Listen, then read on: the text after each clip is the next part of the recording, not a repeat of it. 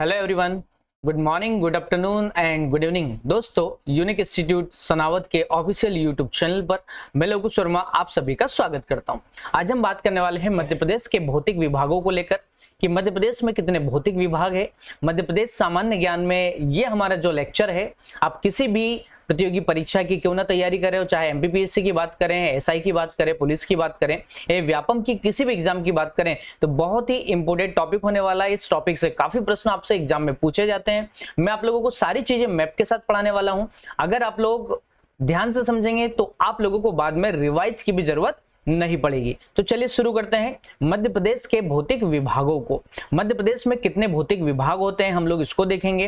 Video शुरू करने से सबसे पहले मैं आप लोगों को बता दूं, वीडियो शुरू करने से पहले, कि हमारी जूम पर एक बैचेस चल रही है। जूम बैचेस के माध्यम से आप लोग हमारे साथ किसी भी प्रतियोगी परीक्षा की तैयारी कर सकते हैं। आपको सिस्टमेटिक ढंग से आपको यहाँ पर तैयारी कराई जाती है। अभी इवनिंग में हमारे पास 6 से 8 तक एक बैच चल रही है। साथ ही आप लोगों को दोस्तों बहुत कम फीस में हम लोग ये सारी चीजें प्रोवाइड कराते हैं। हर एक लेक्चर के बाद आपको पीडीएफ नोट्स मिलता है, यानी कि नोट्स बनाने की जरूरत नहीं है। बहुत ही शानदार मैप्ड, जिसमें बहुत सारे मैप्स वगैरह होते हैं, ये सारी चीजें आप लोगों को हम लोग प्रोवाइड करा देते हैं। तो चलिए हम लोग लेक्चर शुरू कर रहे हैं।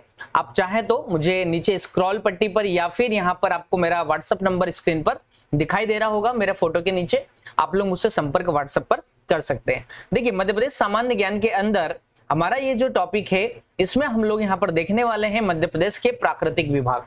तो डियर स्टूडेंट्स, मैं बता देना चाहता हूँ, मध्य प्रदेश में वैसे विभाजन, जब मध्य प्रदेश और छत्तीसगढ़ का विभाजन हुआ, यानी एमपी और सीजी जब अलग हुआ, वर्ष 2000 की बात है, एमपी और सीजी जब अलग हुए, तब उस समय क्या हुआ, हमारे पास 9 प्राकृतिक विभाग थे। प्राकृतिक विभाग कहते किसे हैं, पहले हम लोग ये समझेंगे।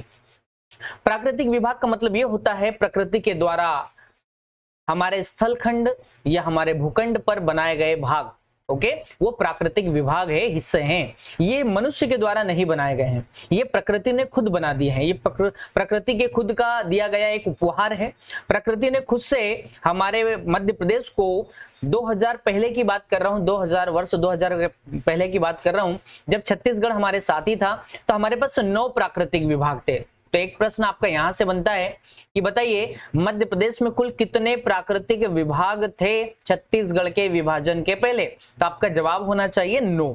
लेकिन अगर आपसे यह पूछा जाए, बताइए मध्य प्रदेश में छत्तीसगढ़ के विभाजन के बाद कुल कितने प्राकृतिक विभाग है, तो आप लोग बोलेंगे 7।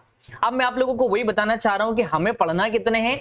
अभी वर्तमान में हमारे पास 7 है, तो हमें 7 पर ही फोकस करना है। चलिए शुरू करते हैं। तो मध्य उच्च प्रदेश, सबसे पहले मोटा मोटा रूप से मध्य प्रदेश के प्राकृतिक विभागों को वैसे तो 3 भागों में बांटा गया है। एक तो मध्य उच्च प्रदेश, सतपुड़ा श्रेणी प्रदेश और पूर्वी पठार। अब ये 3 मुख्य रूप से 3 भाग हैं। अब क्या होता है, अब उनके कुछ सब भाग भी है, सब पार्ट भी है। जैसे मैं कहूं कि मध्य भारत का पठार यानी मध्य उच्च प्रदेश मध्य प्रदेश का सबसे बड़ा प्राकृतिक विभाग है, इसमें 5 पार्ट आते हैं। अब मध्य भारत का पठार, उसके बाद आता है रीवा पन्ना का पठार, फिर आता है मालवा का पठार, फिर आता है बुंदेलखंड का पठार एंड नर्मदा सोन घाटी। ये मध्य उच्च प्रदेश के अंदर कितने पार्ट आ गए? 5 आ गए। अब बचे छठा और 7वां पार्ट आखिर कौन सा है, वो मैं आप लोगों को बता देता हूं। तो छठा पार्ट है हमारा डियर स्टूडेंट सतपुड़ा श्रेणी प्रदेश या सतपुड़ा प्रदेश। ओके, अब हमारा 7वां पार्ट है पूर्वी पठार, जिसको हम लोग एक अन्य नाम से भी जानते हैं, बघेलखंड के पठार के नाम से ज्यादा उसे जाना जाता है, तो उसे पूर्वी पठार कहा जाता है। क्यों? क्योंकि मध्य प्रदेश में उसकी लोकेशन पूर्व दिशा में है, पूर्व साइड है। ओके, तो ये आपने क्या देखा, एक सामान्य सा परिचय देखा कि मध्य प्रदेश में कितने प्राकृतिक विभाग है। तो विभाजन के पहले 9 थे, वर्तमान में हमारे पास 7 है। 7 कौन से हैं मैंने आप लोगों को बता दिया। अब मैप में आप लोगों को सारी चीजें मैं बताने वाला हूं। चलिए आप लोग आगे देखिएगा, आप लोगों को समझ में आ जाएगा किस प्रकार हमारे प्राकृतिक विभागों को हम लोग मैप के साथ यहाँ पर पढ़ने वाले हैं। चलिए देखिए, आप लोगों को एक स्क्रीन पर एक मैप दिखाई दे रहा होगा। मैं आप लोगों को और भी डिटेल से बताने की कोशिश करूंगा। ध्यान से समझिए, बड़ा ही इंपॉर्टेंट टॉपिक है, काफी प्रश्न यहां से देखने को मिलते हैं। तो यह है मध्य भारत का पठार। ठीक है, ये आप लोग, मैं एक डिफरेंट कलर से इसको दर्शा देता हूं। ये मैं जो रेड पॉइंट से इंक से दर्शा रहा हूं, ये वाला पार्ट है मध्य भारत का पठार। क्या कहा जाता है? मध्य भारत का पठार। इसका अक्षांशीय और देशांतरी विस्तार आपको दे रखा है, आप पढ़ सकते हैं, सिंपल सा है। इसका क्षेत्रफल भी दे रखा है 32,896 स्क्वायर किलोमीटर। ये मध्य प्रदेश के क्षेत्रफल में 10.7% का हिस्सा रखता है। इसे सरसों के पठार के नाम से भी जाना जाता है। इसका अन्य नाम है सरसों का पठार। आप लोग जानते ही होंगे या देख पा रहे होंगे स्क्रीन पर कि ये जो हमारा चंबल संभाग है, जैसे भिंड, मुरैना और श्योपुर, यहाँ पर ज्यादातर खेती सरसों की होती है। सरसों की खेती होने के कारण इस क्षेत्र को सरसों के पठार के नाम से जाना जाता है। उसके बाद आप देखेंगे मध्य प्रदेश का सबसे बड़ा पठार, ये वाला जो हिस्सा आप लोगों को दिखाई दे रहा है ना, ये वाला जो हिस्सा मैं एक डिफरेंट कलर से आप लोगों को दिखाने की कोशिश कर रहा हूं, ये है मालवा का पठार। कौन सा है? मालवा का पठार। यहां पर सबसे ऊंची चोटी जो है वो है सिगार। ठीक है, पठार किसे कहते हैं? एक उठा हुआ हिस्सा जो पर्वत से थोड़ा सा छोटा होता है और थोड़ा ऊपर से समतल होता है ना। उसमें तीक्ष्ण ढलान नहीं मिलेगा देखने को, पर्वतों में तीक्ष्ण ढलान और आप लोगों को मिलेगा देखने को। तो आप देखेंगे यहाँ पर कि सिगार जो छोटी है 881 मीटर है, 881 मीटर। ये भी कभी कभार एग्जाम में अक्सर ये बनते रहता है कि सिगार जो है कौन से पठार पर स्थित चोटी है, कौन से प्राकृतिक विभाग में है। इसका जो क्षेत्रफल है वो है 88,222 स्क्वायर किलोमीटर। ये स्क्रीन पर छोटे से अक्षरों में लिखा हुआ है। मैं आगे एक और मैप दिखाऊंगा जिसमें आप लोगों को और स्पष्टता के साथ मैं समझा पाऊंगा। तो 88,222 स्क्वायर किलोमीटर में मध्य प्रदेश का ये मालवा का पठार फैला हुआ है। मालवा का पठार को एक अन्य नाम से जाना जाता है, इसे नदियों के मायका के नाम से भी जाना जाता है। हमारे यहाँ मध्य प्रदेश में वैसे तो देखा जाए डियर स्टूडेंट्स तो 200 से ज्यादा नदियां प्रवाहित होती है, उद्गमित होती है। अब नदियां कहां से निकलेगी? तो हमारे पर्वत पठारों से निकलेगी। तो सबसे ज्यादा नदियां अगर आप बात करें तो सबसे ज्यादा नदियां निकलती है मालवा के पठार से। तो याद रखिए, इसी कारण न सिर्फ हमारे मध्य प्रदेश को नदियों का मायका कहा जाता है, इवन मालवा के पठार को भी स्पेशली इस नाम से जाना जाता है। अब हम बात करेंगे नर्मदा सोन घाटी के बारे में। मध्य प्रदेश का दूसरा और सबसे बड़ा तो हो गया मालवा का पठार, और दूसरे नंबर पर बात करें तो नर्मदा सोन घाटी। अब ये जो है 86,000 स्क्वायर किलोमीटर में फैला हुआ है और इसके अंतर्गत 15 जिले आते हैं। मैं अक्षांशीय विस्तार और देशांतरी विस्तार नहीं बता रहा हूं, आप लोग पढ़ लीजिएगा, इतना ज्यादा बड़ा मैटर नहीं है। नीचे आता है, यहाँ पर बीच में पड़ता है नर्मदा सोन घाटी। उसके नीचे सबसे दक्षिण में आता है, मध्य प्रदेश के सबसे दक्षिण में आता है सतपुड़ा मैकल श्रेणी। सतपुड़ा मैकल श्रेणी, यहां पर इसकी बात करूं तो 34,000 वर्ग किलोमीटर में फैला हुआ है और मध्य प्रदेश के भूभाग में 11% हिस्सेदारी इसकी है। अब हम बात करेंगे सतपुड़ा जो पर्वत श्रृंखला है, ये ज्यादातर ये होशंगाबाद, वैसे तो इसका विस्तार पश्चिम से लगाकर पूर्व तक है। इसके 3 पार्ट है, राजपीपला, महादेव श्रेणी है ना, मध्य पार्ट को कहा जाता है, पश्चिमी पार्ट को राजपीपला कहा जाता है, और एक कैमूर की पहाड़ियां। ठीक है, तो आप लोगों को मैं बता देता हूं ये 11% हिस्सा इसका।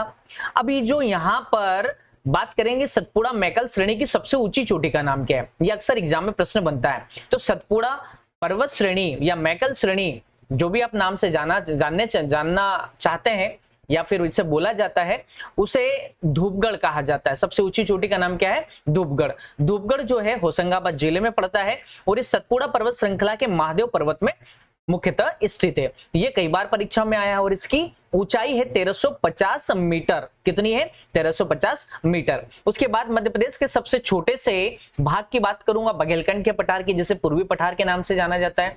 ये आप मैप में देख पा रहे होंगे, 25,000 स्क्वायर किलोमीटर में फैला हुआ है और मध्य प्रदेश के भूभाग में 7% इसकी हिस्सेदारी है। अगला है विंध्यन कगार प्रदेश या विंध्य प्रदेश के नाम से जिसे जाना जाता है। विंध्याचल पर्वत का कहीं ना कहीं यहाँ पर विस्तार है, तो उसी के कारण इसका नाम विंध्य प्रदेश यहाँ पर बना हुआ है, जिस नाम से उसे जाना जाता है।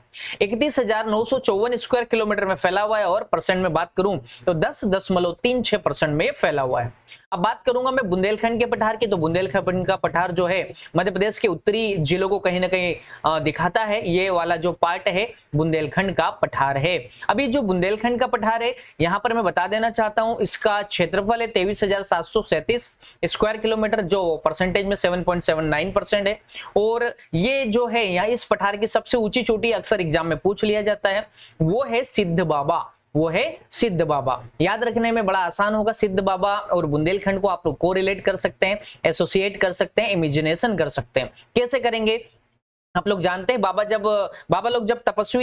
तपस्वी होते हैं जनरली, वो तपस्या करते हैं तो पानी की एक बूंद भी नहीं पीते, ना खाना ना पीना। ऐसा थोड़ी है कि बाबा बीच में मूड हुआ तो भूख लग रही तो बेक समोसा खाने चले जाएंगे और है ना मिनरल वाटर पीने चले जाएंगे, है ना बिस्लेरी का पानी, ऐसा तो नहीं होता है। यानी एक बूंद पानी नहीं पीते हैं। इसका मतलब ये हुआ बूंद से बुंदेलखंड, और पानी नहीं पीते कौन? तपस्वी बाबा या सिद्ध बाबा। तो सिद्ध बाबा की चोटी कहां पर है? 1172 मीटर ऊंची चोटी बुंदेलखंड के पठार में स्थित है। ये एक छोटा सा परिचय था। मैंने 7 प्रकार के हमारे जो पर्वत पठार है, प्राकृतिक विभाग है, उनके बारे में आपको बताया। अब मैं आप लोगों को लिए चलता हूं हमारे मध्य प्रदेश के पठारों में, थोड़ा सा और डिटेल में हम लोग बात कर लेते हैं। चलिए एग्जाम में प्रश्न कैसे कैसे बनेंगे तो मैं आप लोगों को बता चुका हूं। Once again I want to repeat you. देखिए यहाँ पर लिखा हुआ है 8822 स्क्वायर किलोमीटर, ये है मालवा का पठार, ये सबसे बड़ा है। अगर परीक्षा में प्रश्न बनेगा कि मध्य प्रदेश के सबसे भौतिक विभागों में सब में बड़ा कौन सा है, तो आप लोगों को जवाब मालवा का पठार होना चाहिए। ये 28% भूभाग पर फैला हुआ है, और इसको स्क्वायर किलोमीटर में बात करूं तो 8822 में फैला हुआ है। उसके बाद दूसरे नंबर पर आता है ये नर्मदा सोन घाटी, ये नर्मदा बेसिन जो आप इस नाम से जानते हैं। ये देखिए मैं हाईलाइट कर रहा हूं, ये वाला पार्ट सकरा सा पार्ट है, 26% मध्य प्रदेश के भूभाग में हिस्सा रखता है, और ये फैला हुआ है मध्य प्रदेश के दूसरा बड़ा क्षेत्र अपने पास रखता है। उसके बाद में बात करूं यहाँ पर ऊपर जो है मंदसौर नीमच का थोड़ा बहुत हिस्सा कवर करते हुए मध्य भारत का पठार फैला हुआ है, ये वाला पार्ट। ओके, ये है 32,896 स्क्वायर किलोमीटर में 10.68% में फैला हुआ है। बुंदेलखंड ये वाला हिस्सा है जो मैंने आप लोगों को यहाँ पर थोड़ा सा जूम करके बताने की कोशिश की है। ये स्क्वायर किलोमीटर दे ही रखा है और परसेंटेज में 7.7 यहाँ पर दे रखा है। विंध्यन कगारी प्रदेश या रीवा पन्ना का पठार के नाम से जाना जाता है इसे, है ना। 31,955 स्क्वायर किलोमीटर में फैला हुआ है। ये है लास्ट में पूर्वी पठार बघेलखंड का पठार, जो कि 7% पर फैला हुआ है। नीचे है सतपुड़ा मैकल पर्वत श्रेणी, जिसकी सबसे ऊंची चोटी धूपगढ़ है, और ये मध्य प्रदेश में 34,000 स्क्वायर किलोमीटर में फैला हुआ है, और परसेंटेज में बात करें तो 11% में फैला हुआ है। चलिए एक छोटा सा परिचय था। अगले लेक्चर में दोस्तों मैं आप लोगों को हर एक पठार को डिटेल में पढ़ाने वाला हूं। ये तो मैप से मैंने आप लोगों को विथ लोकेशन बताया, कौन सा बड़ा है कौन सा छोटा ये भी बता दिया। साथ में मैंने आप लोगों को ये बताया किसकी स्थिति कहां पर है, ठीक है, और कैसे प्रश्न बनने की संभावना है। तो एक तो आपको क्षेत्रफल याद होना चाहिए परसेंटेज में और स्क्वायर किलोमीटर में। सेकंड में सब में बड़ा पठार कौन सा है, सब में छोटा पठार कौन सा है, दूसरा बड़ा कौन सा है, दूसरा छोटा कौन सा है। इस प्रकार के प्रश्न अक्सर आप लोगों को देखने को मिलेंगे। तो चलिए उम्मीद करता हूं आप लोगों को लेक्चर समझ में आया होगा। अगर इसी प्रकार मैथ, रीजनिंग और एमपीजीके की क्लासेस चाहते हैं रेगुलर,